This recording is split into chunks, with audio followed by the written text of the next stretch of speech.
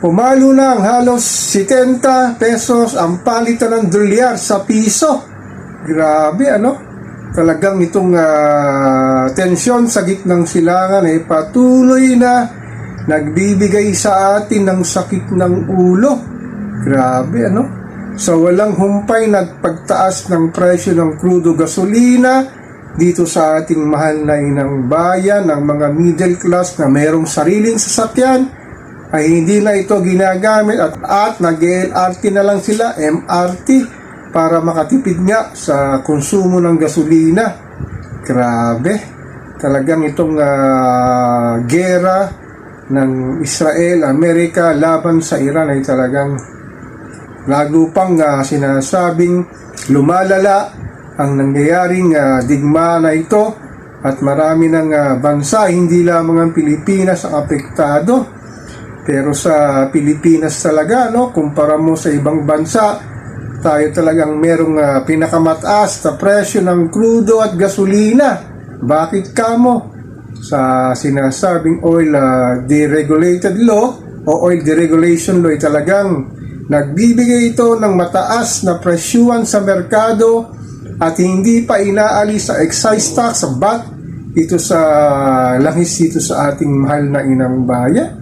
Itong mga sinasabing pribadong kumpanya nagmay-ari ng mga malalaking gas station ay talagang walang patumangga sa pagpepresyo ng mahal ng presyo ng krudo gasolina, kasamang big three companies na pinanguna ng Petron, Shell at Caltex.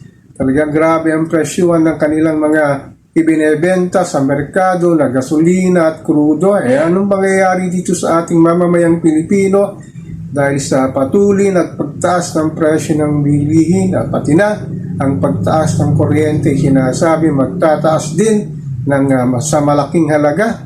So ano pang may iwan ng mga sinasabing sweldo ng mga mamamayang Pilipino magmula sa laylayan. Sa middle class talaga hindi na rin nila alam kung paano babudgetin ang kanilang pang-araw-araw na iahapag sa kanilang hapagkainan. Pero itong mga politiko natin talagang talagang naitutulong man lang na sinasabi magpapahupa ng presyo ng bilihin at talagang nagpupolitikahan pa sila sa gitna ng hinasapit nating krisis. Talagang itong mga ating politiko ay talagang sana naman maawa kayo sa taong bayan at gawin nyo ang nararapat para sa pagtulong ito sa nangyayaring sinasabing delubyo na nangyayari dito sa ating bansa. Grabe talaga na hindi na nga natin na sinasabing nakukuha ang nais nating makuha dito sa gobyerno sa talagang puro pamumulitik ang kanilang inaatupan.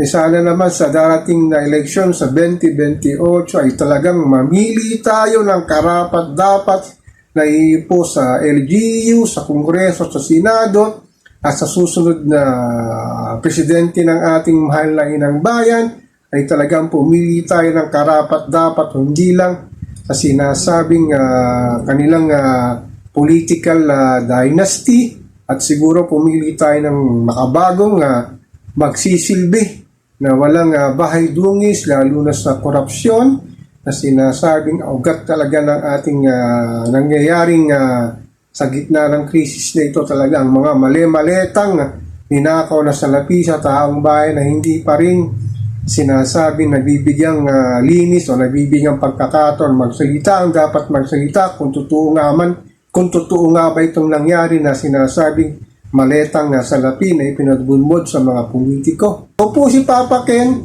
patuloy po akong magmimiro, magmamatyak dito pang araw-araw nating buhay at kaganapan dito sa ating mahal na inang bayan.